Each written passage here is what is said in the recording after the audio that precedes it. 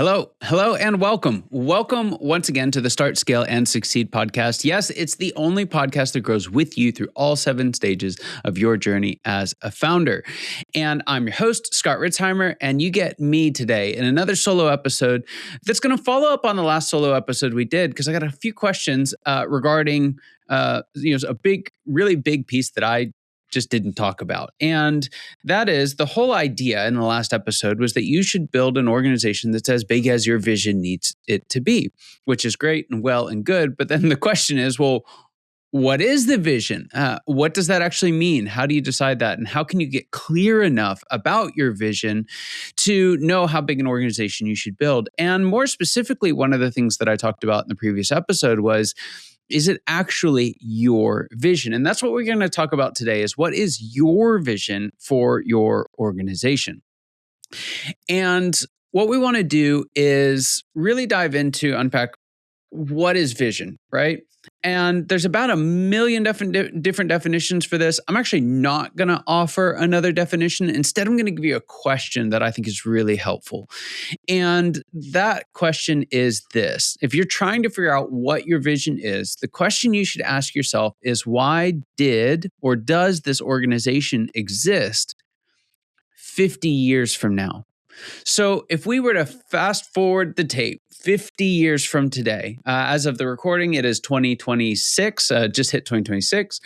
And so we'd be talking about 2076. That's a really long time. I can't even imagine right now with the rate of change what that's going to look like. But I can stop and think, will my organization matter then? Now, it might not matter to the globe. It might not matter to my entire state or city or country or whatever it might be. It might just matter to my kids or my grandkids. And if it doesn't even matter to them, then there might be a problem there. So we really want to get out of the hustle and humdrum of daily life, really look further down the road and say, hey, why do we want this organization to exist? Now, what I'm not saying in this, I'm not saying that the organization has to exist 50 years from now. That's not true. You might be retiring. You might be reaching the end of the run for your business, and you're okay with it going away. It's served you really well. That's fine. I'm not talking about your business existing 50 years from now. It can't, doesn't matter.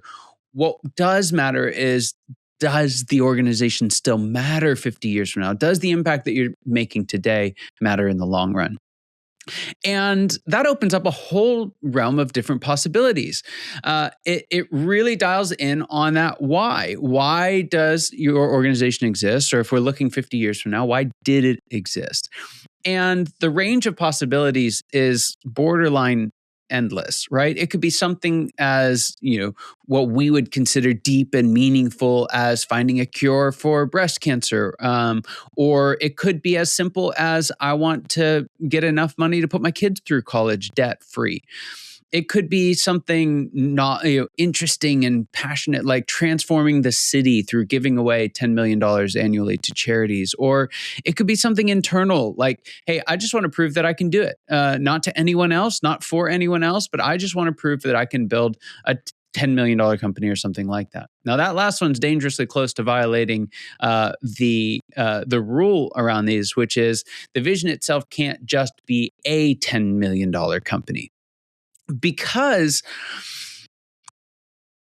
it's possible that it can be, but the real challenge here is that when you find folks who have visions that are round numbers, especially around the orders of magnitude, like $1 million or $10 million or a $1 billion IPO, frankly, those are almost never real visions. They might be goals, but a goal in and of itself is going to leave you feeling empty and void in the pursuit of it, and then even worse afterwards. That's what we talked about last time with my amazing half marathon story that was much longer than a half marathon. And so what we want to look at here is really staying away from the trap of pursuing someone else's race, really being clear on why we're doing what we're doing and why it matters. And really, when we're looking at why it matters, first and foremost, the only person that it really has to matter to is you. If it matters to everyone else, but it doesn't matter to you, it's not going to work. I would highly recommend against that. Now, in terms of does it have to matter to anybody else? Well, there's a couple questions to that. If it just matters to you, can you create enough value with it that it will still have some meaning 50 years from now? If that's so, then that's great. If it doesn't, then it might not matter to you. It might just be a selfish desire to you, which is something that you'll want to explore. So, will it matter a few decades from now, at least? Another group that you have to pay attention to, will it matter, is those that you love most. I was just thinking through my values again today and rephrased my first one, which is to remember who's going to remember you. And sometimes we pour so much into a vision for an organization that we end up sacrificing our vision for our family, for those that we love the most, or those things that matter most to us. And so when you're thinking in terms of your vision and what the meaning is of it and does it matter, you also want to think through what does it mean for your family, for those that you love the most, for your friends even, or for your faith, or those things that matter most to you. How does it matter to them? Another group you're going to want to think of, and this is something we're going to dive into in a moment because it becomes much more relevant as you progress through the stages. But if you are going to need other people around you, then you're going to probably want to have a vision that motivates them as well. And so if it's something that matters deeply to you, but in a selfish way, you'll find it's very difficult to orient other people toward that goal. But if it matters to you in a meaningful way, it's far less likely to have that problem. We'll talk more about that in just a second.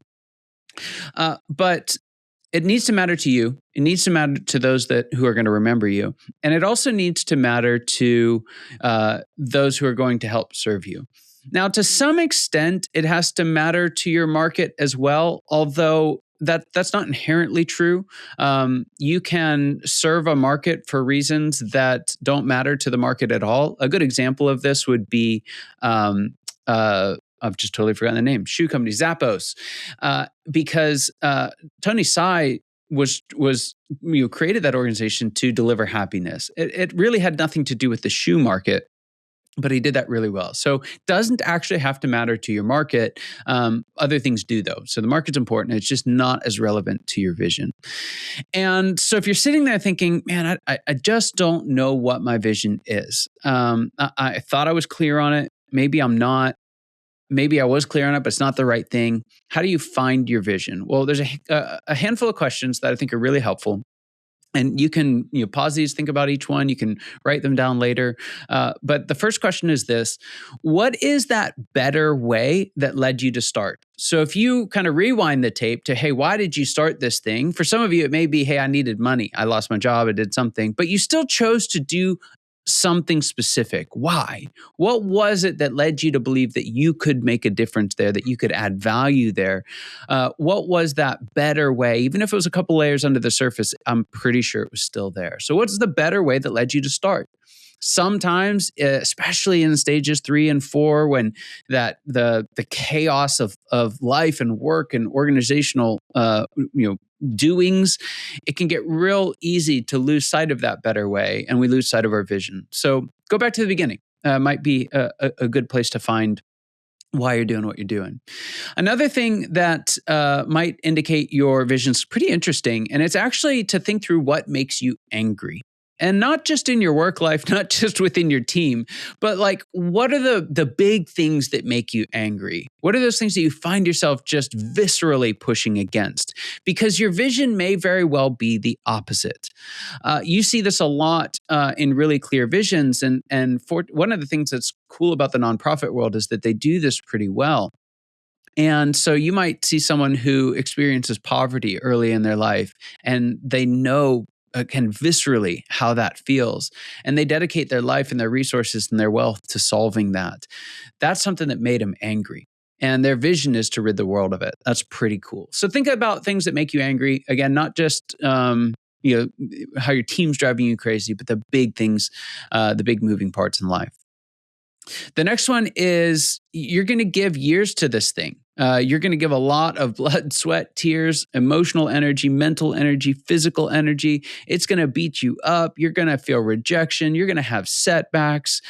You're going to say no to a whole lot of other things to make this organization a success. What makes that sacrifice worth it? What makes the years of those sacrifices worth it? When you really dial down on not just what the benefits are, but what you're willing to give to achieve it, you can really start to dial in on what matters most to you. And one of the things that you can do, the fourth question here, is actually a question that you can tack onto any of these. But once you find an answer to one or even all three of the other questions, the next thing you want to do is just ask yourself, well, why is that? Well, why is that? Well, why is that? Well, why is that? And why is that? We call this the 5 whys. And you might not make it to all 5. You might get to the bottom of it in 2 or 3 or 4. But not just taking that surface level concept, but really digging underneath the surface is a great way to find that most meaningful, most purposeful vision that you're looking for. Cool. I hope that's helpful in terms of practical ways of pursuing and defining your vision.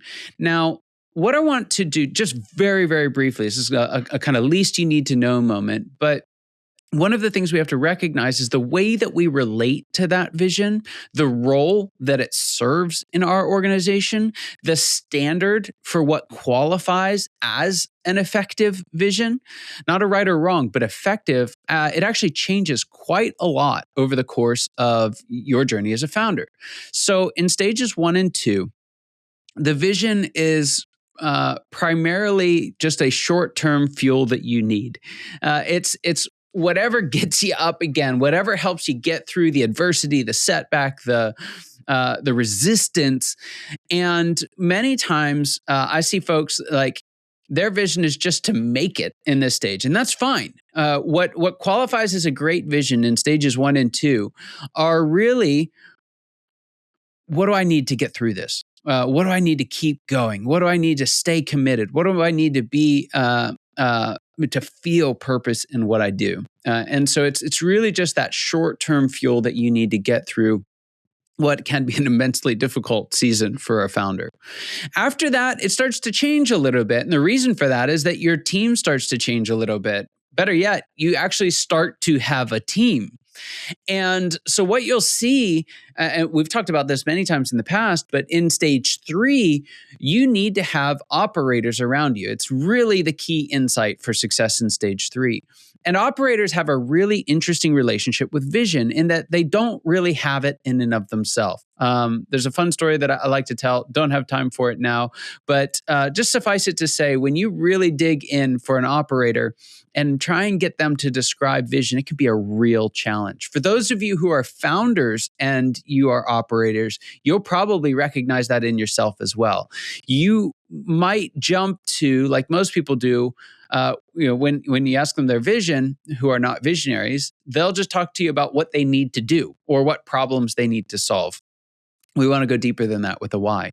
Now, just because operators aren't good at coming up with vision doesn't mean that they don't need it. In fact, your operators, great operators need great visionaries for that reason. They need someone else to give them a vision. They need someone else to point them in a direction. And so what you want to do in stage 3 is to paint an ever clearer picture of a more promising future. That's really what the vision needs to do. It needs to paint that ever clearer picture of a more promising future, and not send them in 1,000 different directions, which we're prone to do as visionaries. We want to start to dial in on that one compelling vision.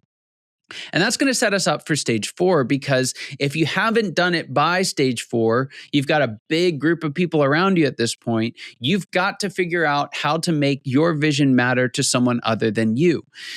It's not, it's something like a profit goal, or frankly, even a revenue goal, or some type of personal life satisfaction goal. Those don't cut it. Nobody, I can't say nobody, very few people are ultra inspired by you working 3 days a week. They're not going to work 5 days a week to make that happen. Most people won't, but they may be inspired by whatever you do with those 3 days. And so we really want to dial in on a why that motivates not getting away from work, but why we work and what you can use to motivate your team. So by stage 4, it has to be more than clear. It also has to be compelling.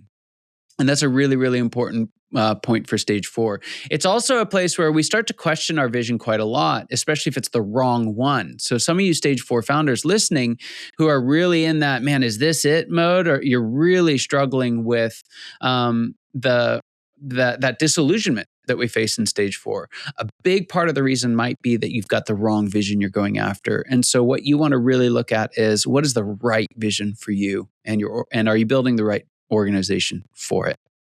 All right, that takes us through stage 4. Stage 5 is where this thing really starts to get scaled up.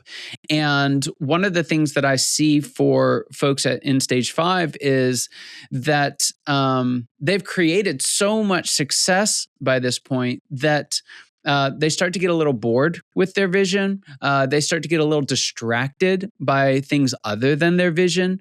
Lots of good things. You can get distracted by sales. You can get distracted by systems. You can get distracted by, synergizing with the people around you.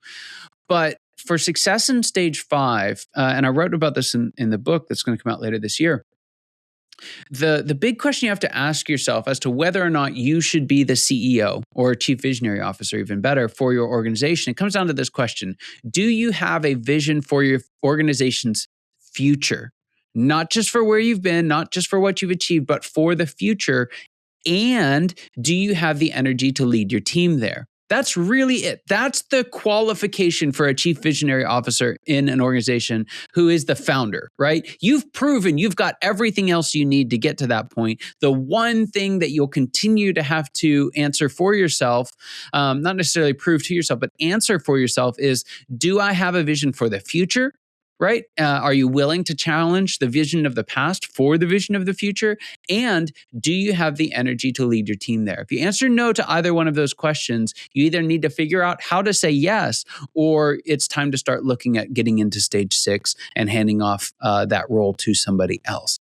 And that's what brings us to stage 6. Stage 6 is where you own without operating, right? You move out of that CEO, Chief Visionary Officer, CVO role. And what you need to do at that point is shift from a vision for an organization more toward a vision for your life. I call this shifting from one to many. And so you start thinking about your vision as something separate from and above, bigger than the vision that you had for your organization. And that's really, really fun. It's a little bit of a challenge because you've only thought in terms of the vision for that organization and you've had to stay focused for so long that removing those blinders can be a little harder than we think. But the reality of it is, once you do, the world becomes your playground again. It's a whole lot of fun at that stage. So you want to shift your vision from one to many. And then finally, in stage 7, the fundamental change between stage 6 and stage 7 is that your vision goes way beyond your lifetime.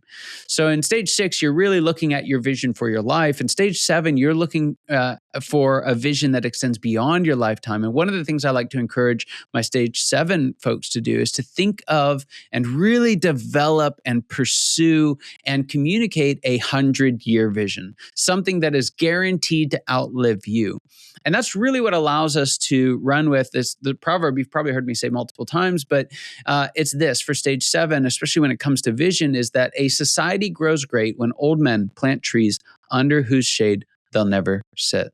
Brilliant, brilliant proverb, and couldn't describe stage 7 any better. So that's what that 100-year vision does. It goes beyond you and starts to create things that you'll never benefit from, but those who follow in your wake will. Now, one of the things that you're going to bump into, I'm going to end with this. Sorry, this episode's a little longer than normal. But one of the things I want to end with is a paradox that folks usually run into when they find their right vision. And that is, when you have the right vision, achieving that vision is more rewarding than you can imagine right now. You can probably think of some pretty cool stuff that'll happen when that vision happens, but that pales, it's not even comparable to what the experience of fulfilling that vision or of living a whole life in the vibrant pursuit of that vision. It's way, way better than you think. If I told you how wonderful that's going to be, you'd think I was lying today. We'll put it that way. However, the road between here and there, the road that you're going to have to travel to get there is a lot harder than you think. And so if you don't have the right vision, that road's going to trip you up. But if you do have the right vision, it's going to be worth it. So what do I want to encourage you to do? If you haven't already done this, go back and listen through those questions, really refine that vision down to make sure that it is your vision for your organization. Make sure you've identified why you want your organization to exist or have existed and still matter 50 years from now. With that, I want to say thank you. You know that your time and attention mean the world to us. I hope you got as much fun out of this conversation as I got sharing it. This stuff lights me up. And I cannot wait to see you next time. Take care.